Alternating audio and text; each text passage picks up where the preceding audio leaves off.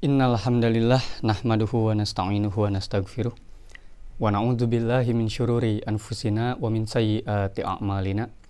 Man yahdihillahu fala mudhillalah wa man yudlilhu fala hadiyalah. Asyhadu an la ilaha illallah wahdahu la syarikalah wa asyhadu anna Muhammadan abduhu wa rasuluhu alladzi la nabiyya ba'dah, amma ba'd. Qala Allah Ta'ala fil Qur'anil Karim, a'udzu billahi minasyaitonir rajim. Wa in kuntum marda'u ala safarin fa iddatum min ayyamin ukhra. Wa qala fi ayatin ukhra, wa in kuntum marda'u ala safarin aw jaa'a ahadum minkum minal gha'iti aw lamastumun nisa falam tajidu ma'an fatayammamu sha'idan thayyiban. Al-ayat.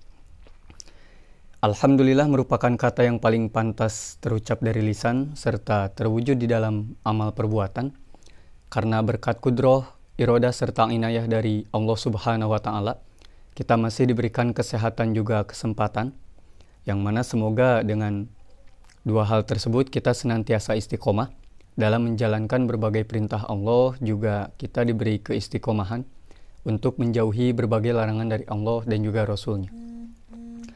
Ikhwatu iman rahimakumullah, melanjutkan pembahasan masih berkenaan dengan kriteria makanan yang diharamkan atau keharaman suatu makanan gitu. Dengan tema besar kita adalah membahas tentang makanan, bahwa di pertemuan sebelumnya kita bahas, atau pada pertemuan-pertemuan sebelumnya kita membahas tentang rukhsah dan juga azimah. Untuk apa? Untuk dapat memahami bahwasanya keharaman makanan ini itu oleh Allah dinyatakan sebagai keharaman yang mutlak, tetapi nanti ada beberapa pihak yang mendapatkan rukhsah sesuai dengan sebab-sebab dia mendapatkan rukhsah tersebut. Di pertemuan sebelumnya kita membahas bab yang pertama, yaitu berkaitan dengan safar. Berkaitan dengan safar, bepergian. Safar itu menjadi penyebab rukhsah, dan rukhsahnya juga oleh Allah disebutkan beberapa hal yang kemarin sudah kita bahas gitu. Beberapa contohnya. Untuk pertemuan kali ini kita membahas bahwa ada sebab rukhsah yang kedua. Asbab rukhsah yang kedua yaitu al-marad, sakit gitu. Apa yang dimaksud dengan rukhsah, sebab mendatangkan rukhsah dengan penyakit ini? Maka tentu kita kembalikan dulu kepada kaidah sabab yang telah kita pelajari, bahwasanya sabab itu harus zohir, kemudian harus mundobit, kemudian juga harus munasabah lil hukmi, sesuai dengan hukum, dan juga yang terakhir harus ada pengikat oleh syar'i. Jadi syariat sendiri yang menyebutkan bahwa sakit itu menjadi penyebab datangnya rukhsah, keringanan. Nah, seperti kami contohkan saja, bahwasanya misalkan pada dasarnya, seseorang yang berhadas sebelum melaksanakan sholat wajib, maka dia wajib untuk berwudu. Maka dia mesti untuk berwudu terlebih dahulu. Karena wudu merupakan syarat sah sholat, wudu juga termasuk hal yang wajib sebelum melaksanakan sholat. Kalau sholat tanpa wudu maka sholatnya batal. Itulah yang kita sebut sebagai azimah. Pada dasarnya seperti itu. Jadi tidak melihat kondisi apakah dia sedang safar, sedang sakit, atau sedang apapun, maka harus wudu. Ada air, tidak ada air, maka harus wudu gitu. Harus wudu. Itulah yang kita sebut sebagai azimah, hukum pokoknya. Namun bagi orang yang sakit, nah kita masukkan kaidah sababnya, yaitu yang pertama, orang yang sakit itu harus zohir. Memang cirinya memang gering gitu. Zohir kan yang namanya orang yang sakit. Orang yang sakit dengan orang yang sehat pasti zohirnya terlihat gitu. Harus ada perbedaan secara zohirnya. Misalkan orang yang sehat, kemudian orang yang sakit, sakitnya itu batuk misalkan. Kan secara zohir gitu. Jelas terlihat, nu batuk mah kumaha, yang sehat itu bagaimana. Nu panas tiris kumaha, nu sehat kumaha gitu. Zohir terlihat. Itulah mengapa al-marad, sakit bisa menjadi penyebab yang pertama. Yang kedua, yang dinamakan sakit yang berkaitan dengan wudu gitu, atau berkaitan dengan orang yang berhadas, kemudian dimestikan berwudu, namun dia sedang sakit, sakitnya itu harus terukur, mundobit gitu. Kumaha ukurannya? Ukurannya harus pasti. Dan juga semua orang yang tertimpa penyakit tersebut berarti harus kena rukhsah yang sama. Seperti apa? Seperti penyakit-penyakit yang memang kata dokter tidak boleh kena air dulu gitu. Atau bisa saja penyakitnya kena air namun akan bertambah parah misalkan. Atau bisa saja kena air tetapi penyakitnya tidak memungkinkan dia pergi ke air, ke tempat air gitu misalkan. Seperti itu kan terukur gitu. Semua orang yang dalam keadaan sama gitu.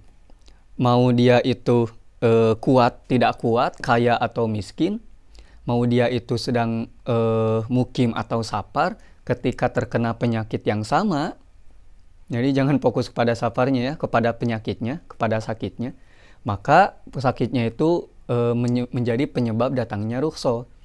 Oleh karena itu bagi orang-orang yang terkena penyakit tersebut, sekali lagi ya, penyakitnya tidak perlu dirinci karena memang Ustadz mah lain bagian ngarinci penyakit, eta mah dokter urusan ngarinci penyakit mah. Tetapi kaitan dengan sebab rukhsah ini, yaitu penyakit yang memang penyakit ini tidak boleh kena air atau tidak bisa datang ke tempat adanya air gitu. Nah, penyakit demikian dengan sakit yang demikian maka timbullah atau menjadi penyebab rukhsah. Datanglah rukhsah, yaitu boleh tayamum gitu, boleh tayamum.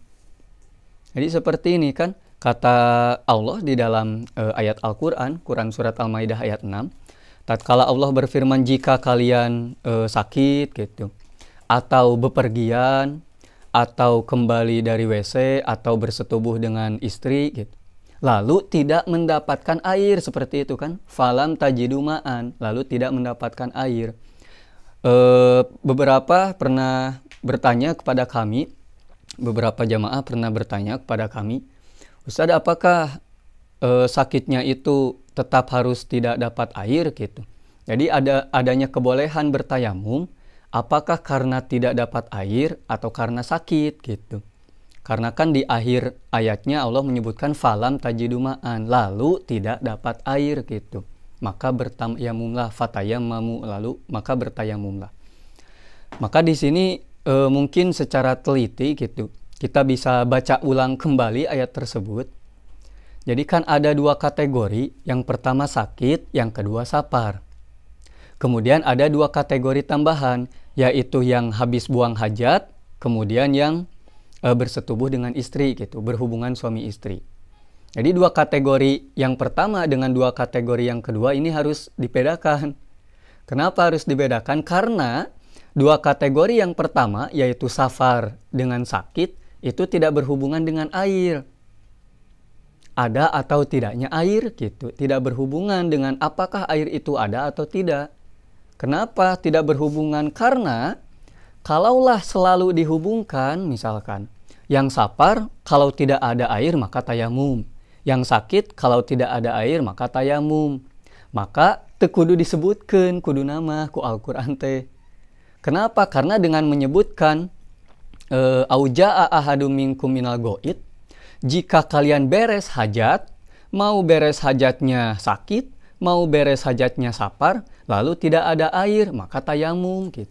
Jadi dengan kata-kata itu juga sudah cukup seharusnya gitu. Jadi kalaulah ada yang menganggap gitu ya, mohon maaf dengan tidak mengurangi rasa hormat, bahwa safar itu harus wudu, wajibnya wudu, azimahnya wudu. Ya kita setuju azimahnya wudu. Tetapi kita juga setuju bahwa ada rukhsah bagi yang safar untuk tayamum, baik ada air maupun tidak ada air.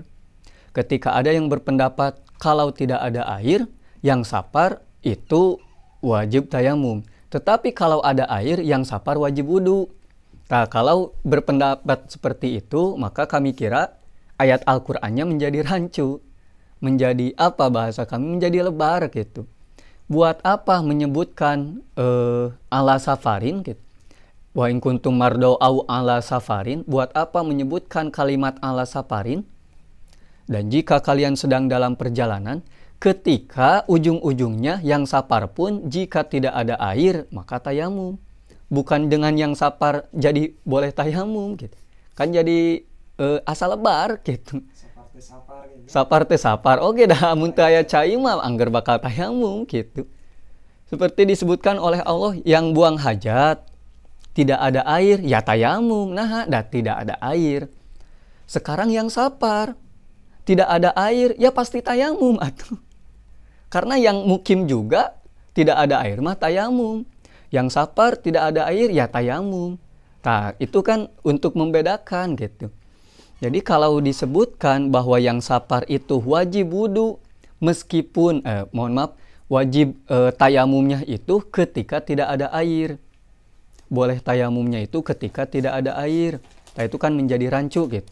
Karena bagi yang baik yang sapar ataupun yang mukim, ya kalau tidak ada air kan pasti tayamum gitu.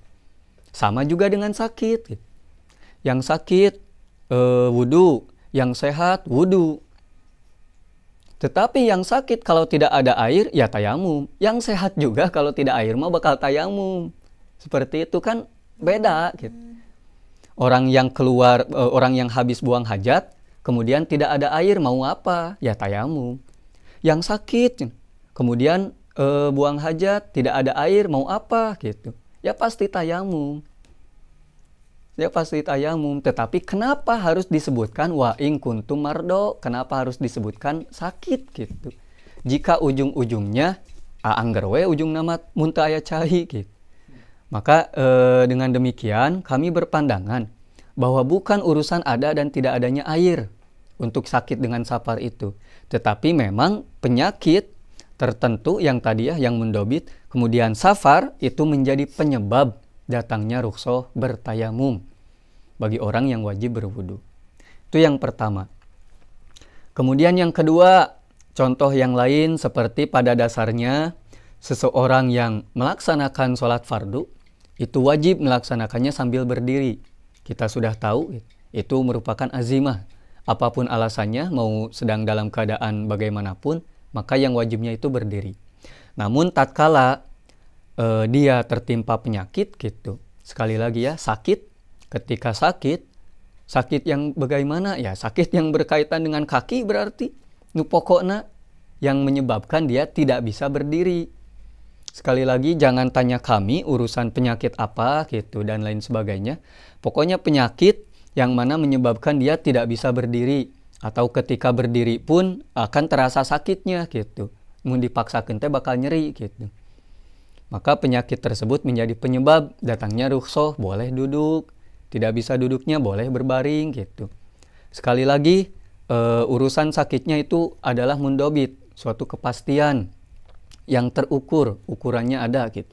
Semua orang yang tertimpa penyakit yang sama terkait dengan kaki misalkan gitu, sampai tidak bisa berdiri, maka dia diperbolehkan duduk gitu. Atau tertimpa penyakit yang lain yang mana kalau berdiri akan terkena imbasnya gitu. Terkena sakit gitu, sakitnya tambah parah, seperti misalkan pusing dan lain sebagainya yang mengharuskan dia harus berbaring gitu.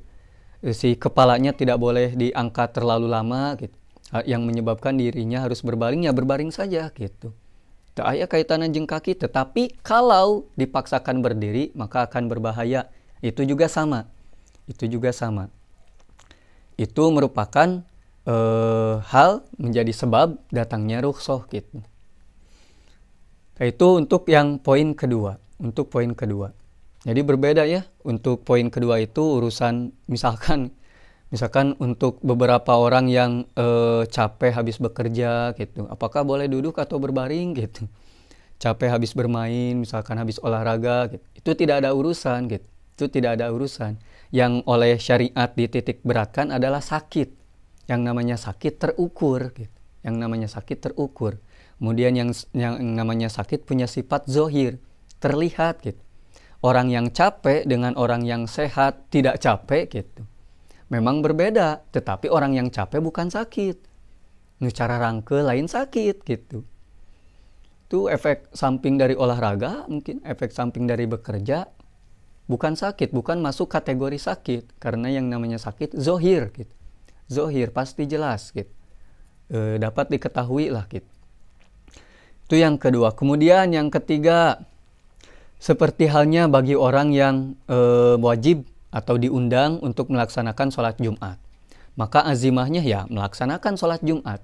Dia itu wajib melaksanakan sholat Jumat. Tetapi bagi orang yang sakit,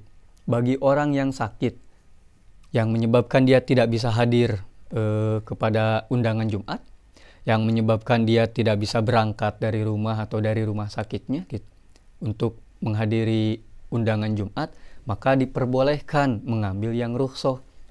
Naon cenah rukhsahna jang nu sakit teh ambil zuhur gitu 4 rakaat. Jumat 2 rakaat, rukhsahna teh kalahkah jadi 4. Nah itulah justru itu rukhsahnya gitu. Justru itu rukhsahnya. Saat boleh tidak orang yang sakit mengambil rukhsah qashar misalkan. Nah tentu itu menjadi permasalahan.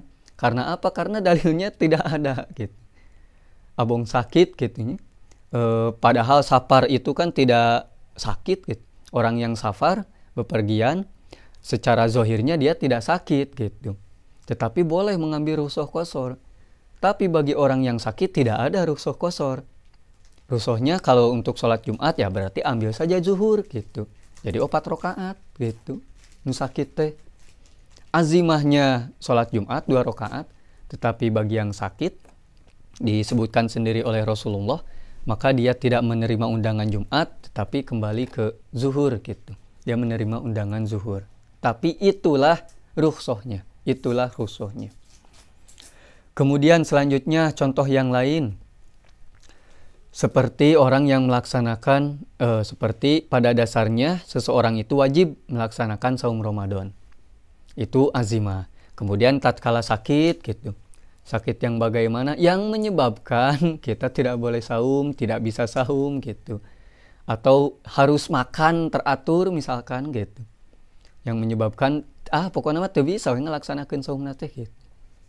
Seperti itu, maka itu diperbolehkan untuk mengambil rukhsah, yaitu berbuka di bulan Ramadan.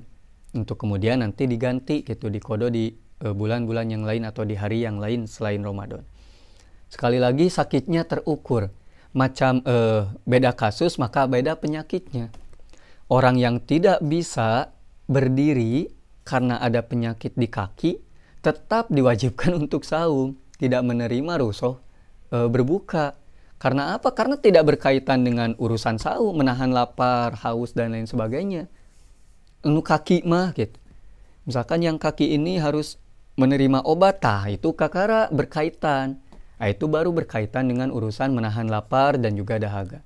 Tetapi kalau tidak, cukup misalkan dipencetan kudu atau dibenerkeun gitu dipeuseul dan lain sebagainya, itu kan tidak kaitan. Tidak ada kaitan dengan makan atau tidak makan gitu. Ini kalau tidak makan penyakit kakinya tambah parah misalkan gitu. Ya kalau itu masuk kepada urusan saum dan tidak saum. Tetapi kalau tidak ada kaitannya, maka tidak menerima rukhsah saum. Rukhsah sholatnya bisa sambil duduk, tetapi saumnya tidak dapat gitu. Sekali lagi, ini mundobit. Harus terukur, semua orang sama. Jangan sampai satu penyakit, misalkan batuk gitu, semuanya dirarad kena rukhsah. Nu batuk menang tayamum, nu batuk menang diuk, menang sare sholatna. Yang batuk boleh berbuka gitu. Yang batuk boleh tidak Jumatan gitu. Semuanya kena rukhsah tidak boleh. Karena apa? Sekali lagi mundobit. Beda kasus, beda penyakit. Itu ciri mundobit kan juga gitu. Seperti yang sapar mundobitnya urusan jarak. Kami lebih berpandangan gitu. Kami lebih berpendapat urusan jarak mundobitnya. Karena itu yang paling terukur. Waktu tempuh kan tidak terukur. Tetapi jarak tempuh pasti terukur. Waktu tempuh jarak 10 km kan bisa beda-beda. Ada yang 1 jam 10 menit, ada yang 5 menit, ada yang cukup dengan beberapa menit gitu. Ada yang perlu berjam-jam. Waktu tempuh beda-beda, tetapi kalau jarak tempuh itu pasti sama. Jaraknya berapa, mau ditempuhnya berapa lama pun, ya pasti sama. Ada jarak dengan sakit tuh gitu. Seperti itu, maka sakitnya pun harus sama. Mundobit terukur sesuai dengan hukumnya. Kalau hukumnya urusan sholat berdiri atau duduknya, sakitnya yang berkaitan dengan urusan bisa atau tidaknya berdiri dengan duduk dan lain sebagainya. Itu untuk urusan yang nomor 2, yaitu sebab rukhsah yang mana disebutkan oleh Imam As-Suyuti Bahwa sebab ruksa nomor 2 adalah al-marad, yaitu penyakit, sakit. Dan yang ketiga, ini yang termasuk ke dalam pembahasan kita, yaitu al-ikrah. Dan mungkin ini akan sedikit lumayan butuh waktu. Jadi mungkin kita akan lanjutkan juga di pembahasan selanjutnya gitu. Al-ikrah, kita bahas dulu konsepnya saja. Al-ikrah, keterpaksaan. Keterpaksaan, sekali lagi keterpaksaan. Konsep awalnya sudah diterangkan oleh Allah Subhanahu wa ta'ala langsung di dalam Quran surat Al-Baqarah di ayat tentang makanan yang sedang kita bahas gitu. Yaitu famaniturra ghairu baghin wala adin. Jadi konsep dasarnya adalah ghairu baghin wala adin. Tidak baghin gitu. Tidak memang ingin, tidak menginginkan hal tersebut, wala adin, juga tidak melampaui batas. Jadi apa itu yang dinamakan keterpaksaan? Yaitu seseorang yang tidak ingin melakukan suatu tetapi harus melakukan suatu. Gitu. Oleh Al-Quran sendiri dibuat konsepnya. Gitu, secara ya itu rinci gitu, sudah rinci padahal. Goiro bagin, orang yang iturro darurat, yaitu seseorang yang harus melakukan sesuatu tapi goiro bagin, tidak ingin melakukan itu.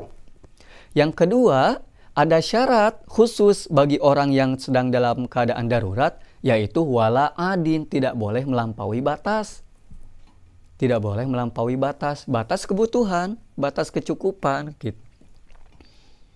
Karena dia melakukan sesuatu di luar dari keinginan, maka dia juga diharuskan tidak boleh gitu. Dia tidak boleh, dia dilarang untuk melampaui batas dari ketidakinginan tersebut, dari kebutuhan dia melakukan itu gitu. Nah, itu yang pertama, konsep dalam Al-Quran begitu indah dan begitu jelas gitu. Untuk kami, bagi para ulama juga, bahwasanya yang namanya keterpaksaan itu tidak ingin melakukan sesuatu gitu, tetapi harus melakukan itu. Tidak ingin melakukan sesuatu, tetapi ada kebutuhan untuk melakukan itu. Namun, bagi orang yang disebutkan demikian, itu diwajibkan untuk tidak melampaui batas, atau diharamkan untuk melampaui batas. Itu konsep dasarnya seperti itu. Nanti para ulama menjelaskan beberapa hal yang masuk ke dalam doabit, atau syarat dan ketentuan, dari yang namanya al-ikrah atau istiqroh, keterpaksaan ini. Antara lain yang namanya keterpaksaan itu keterpaksaan berucap dengan keterpaksaan beramal itu ada beda bobot, ada beda tingkatan, beda bobot. Keduanya sama, urusan haramnya sama, tetapi bobotnya berbeda. Kalau ucapan itu lebih ringan, jadi misalkan kita dipaksa mengucapkan sesuatu gitu. Nah, itu mah lebih ringan daripada kita dipaksa untuk melakukan sesuatu. Nah, itu urusannya berat gitu. Tetapi keduanya sama haram, Nanti di dalam Al-Quran sendiri dijelaskan bahwasanya orang yang menyebutkan talafud kekafiran gitu, talafud bil kufri, orang yang menyebutkan lafad-lafad kekufuran, tetapi hatinya dalam keadaan iman, dalam arti tidak ingin kan gitu. Orang yang beriman pasti tidak ingin melafadzkan kekufuran, pasti gitu. Orang yang beriman pasti tidak ingin mengucapkan kalimat-kalimat kekufuran. Saya musyrik kepada Allah, misalkan ya, mohon maaf, nauzubillahi min dzalik. Saya musyrik kepada Allah, orang yang beriman mah tidak mungkin, tidak mau dan tidak ingin mengucapkan hal-hal demikian. Wa qalbuhu mutmainnun bil iman gitu. Kalau orang yang beriman itu tidak ingin. Tetapi ketika dipaksa untuk mengucapkan demikian, gitu, maka ucapannya itu bobotnya ringan. Sama haram, sekali lagi ya, ini titik tekannya, sama haram namun bobotnya ringan. Berbeda dengan seseorang yang tidak ingin melakukan sesuatu yang diharamkan, tetapi dia harus melakukannya, gitu. Nah, itu bobotnya berbeda. Itu kan amal. Yang satu perkataan hanya sekedar kata-kata, yang satu itu amalan gitu. Ini bobotnya berbeda, para ulama membagi sesuai dengan apa yang ada di dalam Al-Quran dan juga As-Sunnah gitu. Memperhatikan dalil dalam Quran dan juga As-Sunnah. Kalau yang ucapan, misalkan dipaksa untuk mengucapkan yang tadi kata-kata kekafiran, maka kata-kata kekafirannya itu tidaklah berarti di sisi Allah selama kita al-ikrah, terpaksa. Selama kita dalam keadaan terpaksa, maka mengucapkan apapun itu gitu, yang mana itu merupakan hal-hal yang diharamkan, maka itu oleh Allah tidak akan dianggap selama terpaksa. Kumaha terpaksa teh seperti yang tadi, tidak ingin mengucapkan itu, tetapi diharuskan, dipaksa untuk mengucapkan itu. Tapi juga kita tidak boleh melampaui batas secukupnya. Lamun cek itu cukup, atos beres gitu. Atos beres, jangan diteruskan. Nah itu bobotnya ringan. Tetapi berbeda dengan seseorang yang dalam keadaan lapar, haus, dan dahaga, dan lain sebagainya. Kemudian tidak menemukan makanan selain daging babi gitu. Kemudian dia memakannya. Nah itu bobotnya berbeda gitu. Keharamannya bobotnya berbeda. Tetapi baik yang berupa ucapan, qauli, ataupun perbuatan fi'li, keduanya tetap dalam ranah, dalam koridor rukhsah, keringanan dari Allah Subhanahu wa Ta'ala. Meskipun ucapan mah ringan gitu, tetapi angger we haram, tetapi tetap saja didapatkan atau mendapatkan rukhsah dari Allah. Meskipun perbuatan itu berat keharamannya, tetapi tetap oleh Allah diberikan yang namanya rukhsah gitu. Yang namanya rukhsah. Nanti berbeda dengan tingkat keharaman atau tingkat kemadorotan, juga tingkat kemaslahatannya sebanding, maka itu tidak dapat rukhsah dari Allah. Kumaha cenah contohna? Ya seperti orang yang dipaksa melakukan sesuatu, kalau tidak maka dia akan menerima ganjaran, menerima balasan. Tapi balasannya itu sebanding dengan perlakuan dia ketika dia dipaksa. Seperti orang yang dipaksa membunuh seseorang, kalau tidak dibunuh maka dirinya yang akan dibunuh. Gitu. Kalau tidak membunuh maka akan dibunuh. Nyawa orang lain yang menjadi taruhan adalah nyawa dirinya. Nah ini sebanding. Nyawa dengan nyawa, ini urusannya beda cerita gitu. Tidak sebanding, sebanding. Maka kalaulah sebanding, tidak dapat rukhsah dari Allah gitu. Atau kumaha tung ke abi mautnya, terserah gitu. Mau mati dengan lawan heula sakedeung misalkan, meskipun geus apal pasti bakal eleh gitu. Kemudian nanti ujung-ujungnya takdirnya oleh Allah diwafatkan, ya nyata naon wafat we. Mun maut mah maut we. Karena sekali lagi ini urusannya sebanding moal meunang rukhsah ti Allah. Kalau kita membunuh orang lain dengan taruhan nyawa diri kita, maka tidak dapat rukhsah, tetap saja oleh Allah dihukumi sebagai pembunuh di akhirat teh. Nah, cenah ditagih dosa pembunuh, kan abi mah dipaksa gitu. Nah, itu tidak berlaku. Ketika amalan ini sebanding, amalannya sebanding. Tetapi kalau tidak sebanding, yang tadi diancam akan dibunuh gitu.